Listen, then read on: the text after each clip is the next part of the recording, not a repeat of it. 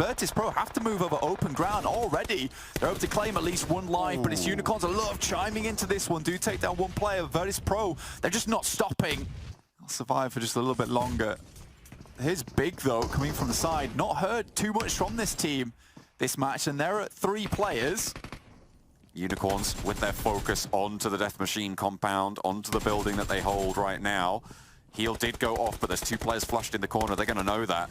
They're going to be on the warpath, taking out Big as well on this push. Virtus Pro still hiding away, tucked away. No, hang on a minute. They have gone down. Ruthless Esports still healing out on the southeast side. It's a 3-way engagement. Everybody suffering. Big taking a knock. Gonzo and Rolkis down. 2 players maximum on foot for any of these teams. Yeah, Unicorns love to spread themselves very thin here to try and take the fight against 2 teams. And Beast is able to get out of the way and provide a little bit of distraction there for Swave to maybe get across, but Crypto too slick with it. Slinks out from behind the rock, finds the spray that they were looking for. Flushed on out. It's a bit of a mixed bag, as it were, but from this ridge line, if they can get rid of Game Lord's threat, they are going to have a huge position in this next circle. Na'Vi once again forcing Big into rotations they do not want here. Takes down a couple of their players, and this is all because Na'Vi was able to rotate and push Big away. Yeah, Big were able to get in the circle, and it was an interesting rotation, but it's not quite enough. Matic goes down, but the shots from behind towards Icy will be laid low there. That's from Monkey, from Mad Bulls. That's a very, very long shot coming through from him. But again, it's that open terrain. If you go up onto any of these little ridge sides that take you slightly higher, you know, you are going to be torn to shreds by other teams looking your way. To shreds, you say? I mean, that's pretty brutal. Certainly, over in these headshot hills. Nade over the top towards Mihi. Swave does heal through it.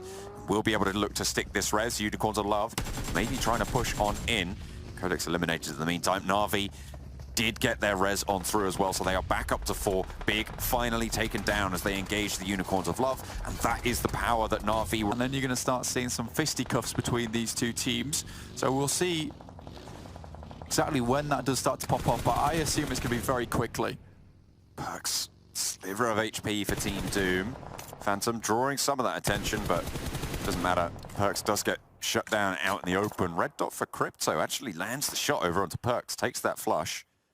Phantom now in the sight lines of the M4 from Crypto.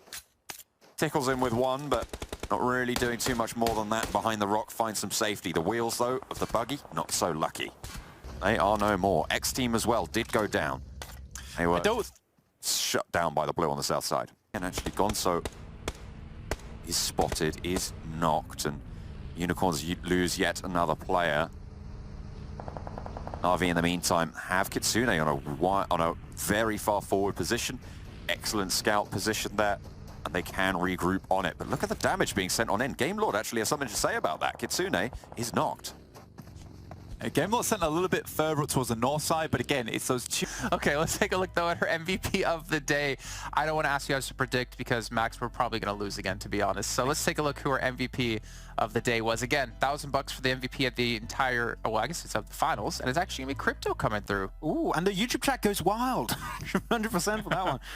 Yeah, okay. Unicorns of Love, sure, they get themselves some few good games in when it comes to today. Still not able to make it into the late game as a 4-man to really try and dominate and get those wins, but when they get a few individual players like Crypto, like IC, they can perform like that, so it's good to see. But man, 15 eliminations was an average survival time of almost 18 minutes. That is some good conversions for Crypto, so good for him, but we still want to see that team effort from Unicorns of Love that is still lacking from time to time.